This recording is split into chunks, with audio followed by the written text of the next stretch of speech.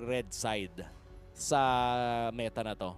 Majority of the tournaments na outside of M6, red side ang nananalo. Yeah. Pero dito sa M6 with stage day 1, most of the matches na napanood natin, panalo yung blue side na nakakakuha ng Suyo Bruno. Kasi ang laging nagiging trade, high loss, tapos may kukuha sa kabila, and then yung kukunin nilang 2 picks sunod is either 1 Suyo or 1 Bruno, tapos yun yung nananalo. So very interesting fact na iba yung nagiging timpla ng side selection natin dito sa M6. Oo, kaya nga alam mo, ngayon na parang nag-iba na din yung trajectory kasi nagkaroon ng time ng MPL lalo na blue side wins games. Oo. Ngayon nagbago. Red Tapos side parang naman. Tapos ngayon, yun, bumabalik na naman. oo. Just goes to show how the meta is currently and constantly evolving. Kung sino man yung malakas 3-4 months ago doesn't mean na sila pa din yung pinakamalakas ngayon. One thing is for sure though, Pinas ang pinakamalakas. Pero yun nga, nandun na tayo sa ganong klase ng pag-evolve ng meta. So, at this point in time, kailangan ng mga teams na maging mabilis sa pag-adapt at pag-catch up sa meta or else yung meta yung magka-catch up to them. Oo, tama. Makikita na nga natin for Team Vamos. Alpha. May chance silang kunin dito ang, as you said, the Alpha. Pero open din naman yung mga... Wow! Ooh. Yan ang nakalimutan, bossing amo. The chip. Finally, nakalusot dito sa ating picking phase. And for Coach Lyric, ano kaya magiging response dito? Considering na with this chip, ay panigurado puro team fighting na to eh. Oo, happy birthday din pala Nets. Sana maging masaya ka ngayong birthday mo at magiging masaya si Nets for sure kapag nakuha niya ang pagkapanalo. Chip, interestingly enough, hindi na siya laging nababan sa red side. If any, na-open na siya until last phase ng draft and hindi na siya nakukuha as much kasi nga naman na-nerf yung na-adjust pala kasi nagkaroon ng bagong function nadagdagan ng cooldown yung Y-Walk, yung kanyang passive as well as the ultimate. But meron din namang bagong mechanic na nasa-stun na, immobilize na fully yung mga kakastan niya ng Avengers Assemble. Sobrang tipigat dito ni Zorn na sinabi na niya kung may tracker si Moonton, kaya niya mag-recall ng mas mabilis pa sa ginagawa niya. At bukod sa mga abilidad ang pagre-recall, mukhang Nolan at Harith na magiging choice for the side of Team Vamos. Saktong-sakto yan. You already have the chip na nagbibigay ng napakabilis na tempo at napakabilis din na pagpasok during team fights. Especially yung mga objective fights kung saan nilalabas lamang ang shortcut. Kung pagkalabas ng shortcut ay rekta Zaman Force na agad and Fracture, there could be an immediate burst down tayo makikita. And for Lyric here, for Coach Lyric rather, at sa Twisted Minds, pakiramdam ko oras na kumuha dito ng Alpha. Siguro, I guess Alpha, as you said, pero Joy ang kanilang kukunin. Very interesting choice. Pero ito yung may build-up eh. Wala kang oras mag-build up when you're up against a chip. And alam mo, ang hirap, wala pang panalo yung Joy ngayon. Sa 2 beses That's true. nakita natin yung Joy, dun sa 4 na matches natin, wala pang panalo yung Joy. Medyo mahirap din talaga siya i-pull off, I would say. Kasi kahit bumilis yung timing ng kanyang electrifying beats, hindi nun natatanggal yung fact na hindi na purified yung buong electrifying beats. Di ba That's true. kagaya dati, na parang the whole time na naka-electrifying beats ka, CC-immune ka. Ngayon, dun na lang sa pagcast mo nun. So, That's nagiging mahirap na. And I feel like taking away the Faramis as well could be smart here if you're Team Vamos.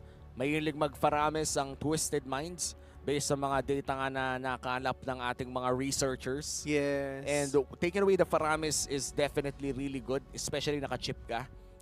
Ang ayaw mo mangyari dito is kapag lumaban kayo under the Zaman Force or even using the shortcut ay tumagal din lang yung laro dahil sa Faramis. You want to end things very quickly. Gusto mo tapos agad pagpasok mo doon.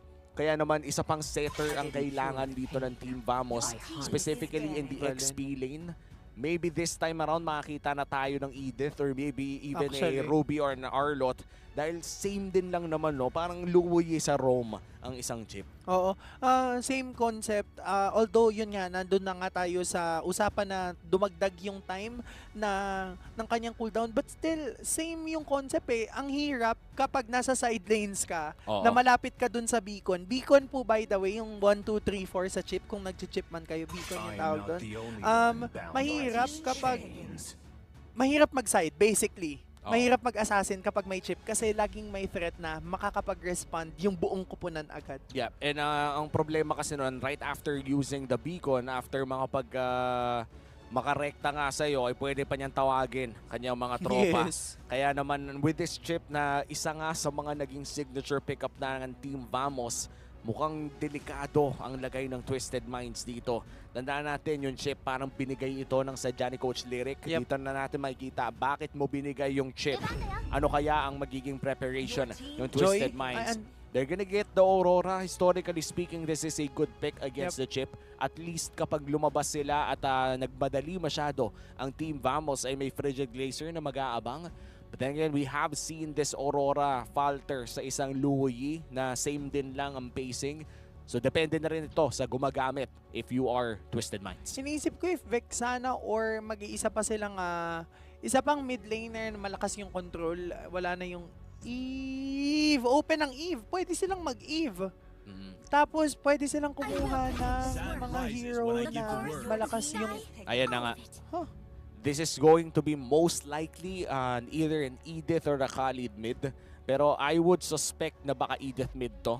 Considering na... Actually no, I would Pas for suspect Khalid, oo. na Khalid mid pala to kasi mas mabilis mag-rotate, mabilis din mag-clear. Pero ang magiging problema nila dito is they wouldn't really have good ranged control. Yun nga. Pag pumasok, pasok na talaga. If it fails, Tas sadly safe it pa would yung fail. ano. So ayan na, Tigreal for Twisted Minds. I do believe that Coach Lyric gave this chip pick for Team Vamos ng sadya. Alam niya na mag-chip yung Team Vamos dito at nag-prepare siya ng draft specifically against it. Ngayon, ang kailangan na lang gawin ng Team Twisted Minds dito ay i-execute against the second placers of Malaysia MPL. Team Vamos, once again, after going after Twisted Minds, MENA kontra Malaysia. Oo. Alam mo, sobrang interesting. Gets ko yung concept behind that Khalid pick. But ang difficulty, kagaya nung nabanggit mo, Uomi, ay walang ranged hero aside from the Harith. Well, Edith kapag nag-Primal Wrath. But other than that, magiging sapat ba yun considering na malawak yung control ng Aurora sa laban tapos may Tigreal pa silang kalaban. So the moment na mahatak sila with the implosion play, then that might be an opening for Twisted Minds. Ang ganda rin ng intro dito ng Team Vamos, no? Meron agad silang ipapakita na exotic to the Malaysian home crowd. Welcome to our 5th best of 1 of the day. M6 Swiss stage. It's MENA versus Malaysia. Chibi versus 7 Oda. Wala pang panalo ang Joy today at mukhang gustong baguhin ito ng Twisted Minds pero kailangan nila mag-ingat sa chip kasi may planong masama ang Malaysia dito. Oo, kailangan talaga nila mabilis umikot ang chip with the Y-Walk. Although naging 60 seconds na yung cooldown nito. Dati, I think it was 15-20 seconds ng level 1. So ngayon, kailangan nang gamitin properly ni Zorn lalo yung kanyang passive. But now, medyo ang control towards that Little Wanderer ay mapapasa kamay lang din naman ng Team Vamos. Team Vamos definitely looking to set the pace here. Ikaw ang may chip, ikaw ang may Nolan, kailangan na ikaw ang gumagawa ng play. So the pressure is on Team Vamos. Twisted Minds responding to the aggression at si 7 Oda. Wala pa naman electrifying beats pero mukhang first blood ata kay Zorn. The regen is cancelled. Ooh, wow. At mapapa-flicker din si Troll. Wow! The respect flicker from Troll. Grabe. Alam mo din, nakakatawa makita na kahit frozen si Zorn, nag-emote siya. Kaya Kumbaga nga. ganun siya ka-confident na mabubuhay siya at the end of it all. Nakikita natin yung proficiency ng Team Vamos in terms of clearing that mid lane. Sobrang bilis. Dahil nga naman yung mga scimitar na nagmumula dito kay Warlord ay sobrang lakas din ng damage output plus pa yung clearing potential ng isang chip. And ito yung exciting makita, ano? Team Vamos, they already have the pace controlled. Nandito na rin, nagka-cap doon sa may bandang itaas si Warlord, pati na rin si Smooth. Pagka level 4 ng dalawang to ay panigurado napaka-potent ng nilang turtle taking. How will Twisted Mind counter this? Nagkasa din naman ng Avatar of the Guardian. Nandun na din yung sayo-sayo na nagmumula dito kay 7 Oda. Di yata magiging sapat kasi nandun na din yung Raging Sandstorm. Pero si 7 Oda pa din makakakuha ng turtle. Bumagsak na din si Smooth, si Warlord. Magiging susunod na biktima dito ng Twisted Minds. Habang nandito lang din naman si Zorn, susubukang mag-back away with that everything that happened. Mukhang Twisted Minds na nakalalamang. Oh, nakalamang ang Twisted Minds doon for the turtle take. Pero in terms of gold, ay lamang pa rin naman ang Team Vamos. 1-for-1 na naging trade-off doon. But I feel like yung gold advantage na meron dito ang Team Vamos is just because mas nauunang mag-clear ang Team Vamos. So pretty much this is an even ball game para sa dalawang kupunan na to, no? And as long as nakakapag-farm si 7 Oda, okay lang for Twisted Minds. Yes, the Bruno is important, but I feel like mas important ang Joy after what we saw earlier na pinapatay lang agad yung Joy. Kailangan talaga farmed up yung assassin na to. And medyo magiging difficult for this Joy na makapag-dish out ng enough damage output kung hindi siya makakapagbigay ng farm. Nandito lang din naman yung kanyang electrifying beats, yung shortcut. Susubukan niyang ikasa pero hindi na yata magiging sapat. Ito yung espasyo na hinihingi ng Joy kanina pa, Uomi. And Twisted Minds is able to do just that. Ang ganda ng ginagawa doon ni Troll. Hinihintay niyang lumabas yung chip kung saan-saan. Tapos ginigi lang nila agad-agad. At mukhang si Warlord na nga ata ang isusunod. This is an unwinnable trade. Maliban na lang kung may crossover mechanics dito si Warlord. The movement speed is real pero Sanji hinahanap pa rin siya. The sidestep is there and Warlord survives. Team Vamos, kamunti ka na yung mid laner nila. Grabe, yung Sandwalk na passive na nagmumula dito kay Warlord. Napakinabangan niya ng sobra-sobra. And that's something that you need to watch out for. Kailangan maging conscious ka sa mga ganong klase ng movement kasi magpa-fracture in, fracture out. Si JB sasayawan ni 7 Oda. Si Sorn lang din naman ang babagsak pero buhay pa din ang chip na ito. Grabe si Sorn, sobrang tapang niya na kahit low na siya, wala siyang pakialam. Magre-react ako, mag-e-emote ako. Inuna pa nga niya yung emote kesa i-hover yung flicker niya. So far, it is going to be the turtle started here by Team Vamos. Twisted Minds, naghahanap ng angulo, makapasok. Smooth with the onward. Sanji available naman ang taunt niya. Pero yung avatar mo cancel. Raging Sandstorm ay tumama na naman. Si Troll nandun sa bandang likod. Pero si Chibi yung makakasecure with the retribution. Zaman Force used here. 7 Oda goes down. At si Kafin na ata ang susunod nila. Bride of Ice is available. Pero oras lang ang mabibili dahil babagsak din siya dito. That's a triple kill for Smooth. At doon naman sa likod si Troll. Nakikipag 3v1. Ilista mo na to. Babidi, babadu. Babay na Troll. That's gonna be a kill once again for Team Vamos. Habang nandito lang din naman si Sano, susubukan niyang i-maximize yung espasyo na binigay sa kanya. 1/4 ng natitira na gold plating towards that gold lane. But meanwhile, 1-7 na din naman ang lead na pinangahawakan ng Team Vamos. Ang ganda ng pagkakasetup doon ng shortcut coming from Sorn. And with that, naging mabilis yung paglabas doon, minutes. Oh, and Team Vamos with a 2K gold lead. Mukhang mahirapan ang Twisted Minds to keep up with the pace na pinapakita nga dito. Wala pa namang big shortcut play. So far kay 7 Oda, no, talagang makikita natin na bumabawas naman yung electrifying beats. Umiyak tayo dito kapag may Radiant Armor ng lahat at wala nang bawas yung Joy. Wala pa naman tayo sa sitwasyon na yon pero si Troll ata ang mabibigyan. Nandiyan ang Fledging Laser combo and that's gonna be 2 kills.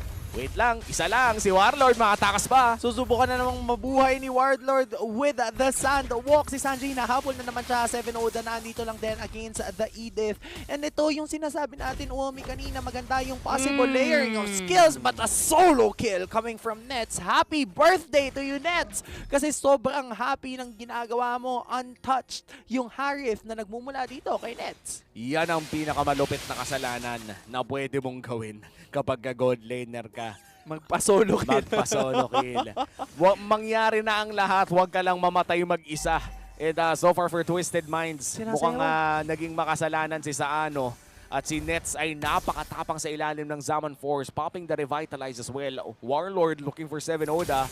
At mukhang mapupok pa nga dito si Joy at yung Thunderbelt ni Idol Warlord ay stuck na at si Chibi nga ba ang magiging kapalit. Twisted Minds, crucial yung nakuha nila doon. Mamamataan yata nila na nandito si Sorn at dito sa dot bush sa mid. Ito yung bush sa pagitan ng Turtle Pit at RBM pero nandito lang din naman ang mga miyembro ng Twisted Minds. Binabakbakan na yung Turtle habang nandito lang din ang Team Vamos. Susubukan nilang agrohin yung mga natitira member shortcut. Nandito lang din naman 4 laban sa 5. Magiging low na din si 7 Oda kaya mapapaback away ito si Sanji. ang susunod na pababagsakin, pero yung sustainability niya will not be enough. Buhay na ulit si Chibi, nakuha niya yung purple buff at ngayon magta-transition sila towards taking that turtle. At mukhang libre na nga rin ang pagong na ito. Napakaganda nung ginawa ng Team Vamos na pag-zone out ng mga damage dealers na nagmumula sa Twisted Minds. It was just the tank na nasa harapan ng gold laner ng Team Vamos. Kumbaga parang inabutan na lang ng libreng mani.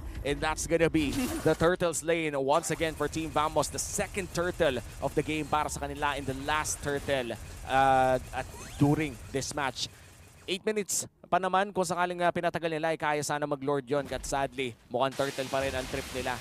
And for Team Vamos, controlling the pace right now, pwede silang pumunta anywhere they want and they will have enough damage to end this. Pwedeng-pwede talaga nilang gawin yon kasi ngayon lahat ng mga outer turrets ay gusto nang pabagsakin ng Team Vamos. Tier 1 turrets ang magiging target nila. Si Warlord maganda ang pagkakapuesto against Sanji, habang si Chibi lamang na din ng isang level against 7 Oda. So the moment na magkaroon ng Lord and this keeps up, mas masakit ang retribution niya. And Sorn looking for the potential play here. Troll, nabasa niya pero yung flicker na burn na rin. And here comes the shortcut play. Mukhang makahanap nga dito sila si Coffin, makakapag-combo pa. Flicker na gamit na 7 Oda doon sa may bandang likod. Next goes down and that is very crucial for the side of Team Vamos. 7 Oda is the trade at si Smooth ngayon ay nakakapag-free it pa. Si Troll ay makakapag-dash pero isa stun ng konti. Chibi with a potential fracture. The implosion is there at itutuloy pa nga nila ata dito kay Sanji na ang isusunod pa. Si Warlord makakatakas nga ba pero free hit na si Saano. And paano na kaya Warlord? Nandiyan ka na sa ilalim ng tore.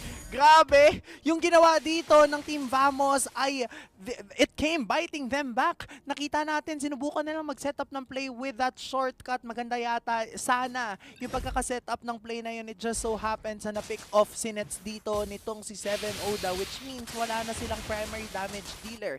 Nakita din ng mga miyembro dito ng Twisted Minds na magiging low na din si GB, kaya siya na din ang susunod na napabagsak in that entire run, in that entire sequence.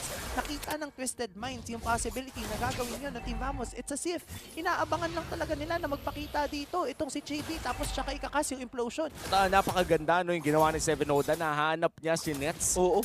Even Sa with likod the siya galing. Purify ay talagang sapat yung damage ng Joy para patayin ang isang Harit dito. And now with this Lord, sisimulan na ito ng Twisted Minds. The sustain is there for Saano, but Warlord providing vision. Team fight centric ang lineup ng Team Vamos. If they cannot win a team fight, hindi sila mananalo sa larong ito. Mahihirapan nga silang manalo. Nandun na lang din man yung shortcut play. Implosion ko connecta sa tatlo. Pero si Warlord makakakuha ng Lord. Tapos mapapabagsak lang din man siya doon. Shot down for Saano. Magiging low na din yung Bruno. Pero sabi ng Team Vamos, okay lang yan kasi nakuha na natin yung Lord. Focus na lang muna tayo kasi antay nating mag-spawn yung Lord bago tayo umangat ulit. And medyo unfortunate doon no, for Twisted Minds. Ang ganda na ng pwesto nila. Ang ganda na sana kung nakuha nila yung Lord. Dalawa pa yung nakuha nilang kills. Pero yung Raging Sandstorm plus the Desert Scimitar ay naging sapat para kumuha ng Lord as Chibi. In a 1v1 setup, 7 Oda mukhang ginamit niya ang kanyang mga pader para makatakas doon sa Joy. And sadly for Twisted Minds, kailangan muna nilang dumepensa dahil may Lord doon sa may bandang ibaba. Kailangan na nga munang kumuha ng pwesto ng Twisted Minds ngayon kasi si Nets magkakaroon ng Purify in 40 seconds at yung Lord na meron sila ay nagsuspawn towards that bot lane. Kailangan nilang madepensa nito and good job Twisted Minds kasi up until now yung mid lane turret nila hindi pa bumabagsak. Oh, and I guess babagsak na rin yan kaunti lamang. 7 Oda munti ka nang mawala pero nandun naman ang shield. Coffin hindi tatama ang kanyang mga abilidad at mid lane na nga ang puntir niya dito for Team Vamos. Purple buff mukhang maaagaw din ito ni Chibi. Sanji trying to defend pero yung fracture play ay nagamit na nga din. Mid lane pa rin ang hinahanap ng Team Vamos at yung jungle sa loob ng Twisted Minds. Iniisa-isa at inuunti-unti na nila nakunin lahat ng jungle camps just so that hindi na magkaroon ng enough items at enough resources ngayon ang Twisted Minds dahil Team Vamos na ang may hawak ng mapa. Sila na din ang may hawak ng kalamangan. Kahit pantay yung kill score, it doesn't matter kasi lahat ng objectives so far napupunta sa kamay ng Team Vamos. Tsaka yung map control din talaga. At dito na nga makikita yung kalamangan talaga ng Chip. Regardless, kahit bardagulan talaga at suntukan, napakadaming mga kills, ay lamang pa rin ang Chip in terms of map control. Mainly because you are everywhere and your team is everywhere basta nandoon ka din. So, Team Vamos definitely knows what they do sa chip na to. At malapit na nga magsimula 1 minuto bago yung next Lord that will be a Luminous Lord in Twisted Minds. Kailangan nilang humanap ng paraan na lumaban doon. Kakailanganin na nga nilang makakuha ng, in a way, if not pick off, kailangan pwesto. Kailangan nasa kanila yung aggro kasi ngayon si Warlord maganda yung pagkakatao doon sa purple buff. Minamataan lang niya ang mga natitirang miyembro dito ng Twisted Minds habang ang Team Vamos magki-clear lang doon ng top lane so as to be able to set up this Lord. Oo, in the 20 seconds daw bago lumabas yung Luminous Lord. Purple yung makukuha naman ni 709. That's really good for Twisted Minds. Pero yung jungle nila ay ini-invade na nga dito ni Harit at may karapatan yung Harit maging malayo Totoo. sa Lord dahil yung chip pwede naman siyang dalhin anytime, and this is the pressure, the macro pressure that the chip gives. Sure, pupunta si Net sa may bandang mid lane, pero the moment na magpakita yung chip sa taas ay walang ibang choice ang Twisted Minds kundi tapatan yon o mag-risk na ng sobra-sobra sa Lord. Medyo mahirap pala yung gagawing desisyon dito ngayon ng Twisted Minds kasi Team Vamos, ang umangat na ay si Chibi Uomi. Ayun na. Habang yung Lord, iniwanan lang din naman ng parehas nating kupunan. Nandito lang din naman si Netsu. Isimulan na yata niya yung Lord para mag-react dito yung kupunan ng Twisted Minds. Oh, at no choice dito ang Twisted Minds. Pag split push to sa taas, either may uuwi o mag-all-in sila sa Lord. At pag nag-all-in sila sa Lord, may chip na lalabas at may dadating din na Nolan. Regardless, talo talaga ang Twisted Minds in terms of the pwesto. At ayan na nga, kailangan umuwi ni sa ano. This is why you ban chip, boys. Oo, kailangan nyo talagang iban yung chip kasi ngayon si Troll ang makikita. Kukonekta din yung kanya implosion sa tatlo tapos nandun lang din naman yung Rhythm of Joy. Si Nets ang unang babagsak. Avatar of the Guardian, hindi tatamaan si Smooth pero okay lang yun kasi kahit papano nagkaroon naman ng trade in the name of Coffin. Si 7-0 na nandun pa rin. Si Chibi yata ang mapapabagsak nila. Killing spree coming from Saano habang nakahanap din si Warlord ng pagkapatay against their opponents Roamer habang yung Twisted Minds nandito na lang din dahil walang jungler, walang gold laner. Ang kukunin na nila ngayon ay yung Lord. At ayun lang, napitas yung gold lane ng Team Vamos at mukhang si Zorn ay susunod na rin. Sanji forces the flicker out. At ayan na, Lord is secured for Twisted Minds. Lugi man sila in a macro sense doon sa laban na yun.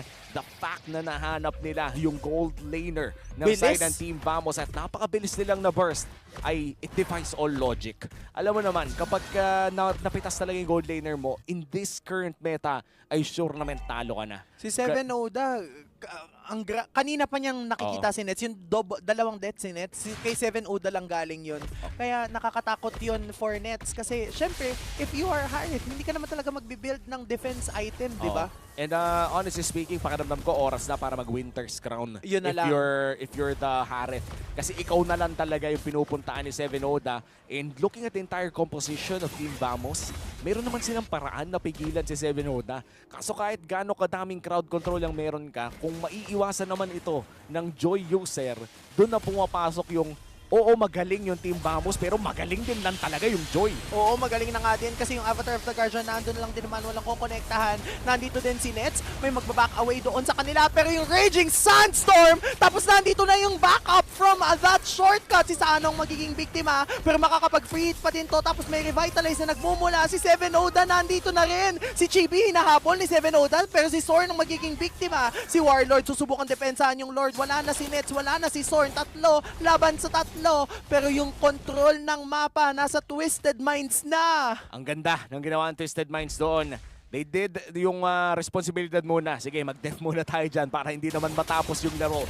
Pero ginamit din nila yung sariling shortcut ni Zorn mula doon sa base nila. Sure, nauna si Chibi. Yun naman talaga ang nature ng shortcut. Mas malapit ito sa kanyang mga kakampi. Pero dumaan din doon si 7 Oda at tinaanan din lang niya si Chibi. And that's gonna be a kill for Twisted Minds. At napaka-crucial lang kill na yan dahil 40 seconds mawawala.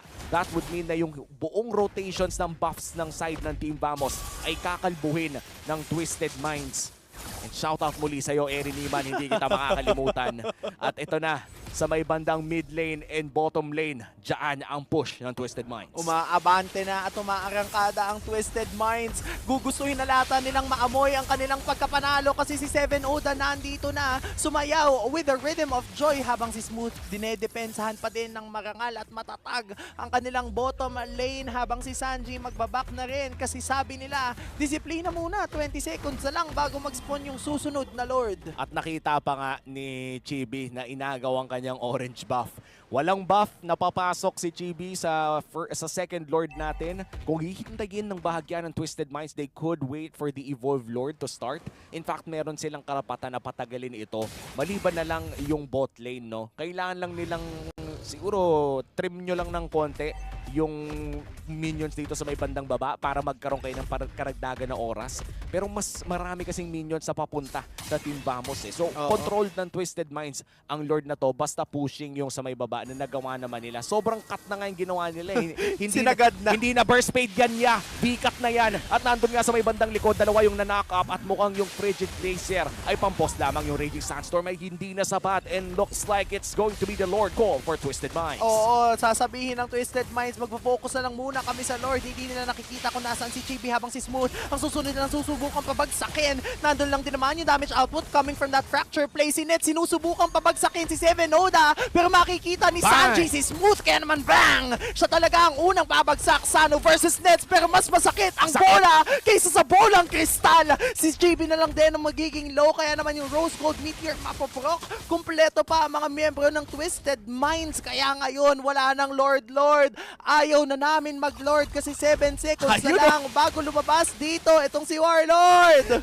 Galit na galit. Gustong manakit. Nandito na si Sano. Si Sword na ata ang isusunod. Wala pa buhay base lock pero may mahuhuling tatlo sa Frigid Glacier at itutuloy na ata nila yung pag-push dito. Tutuloy na talaga nila yung pagpupush kasi godlike para dito kay Saano. Isa-isa nang bumabagsak ang mga miyembro ng Team Vamos at ngayon na yata ang paghigante. Ngayon na ang oras para makuha ng Twisted Minds ang panalo against their opponent, Team Vamos. Habibi, come to Saudi. Panalo ang Twisted Minds against Vamos. And men, gusto ko lang sabihin home crowd disappointed. Dalawang Malaysian teams bumagsak sa pinakaunang araw ng Swiss stage. And what an upset victory. Mukhang back to the drawing board and dahil nga natalo din kanina ang SRG.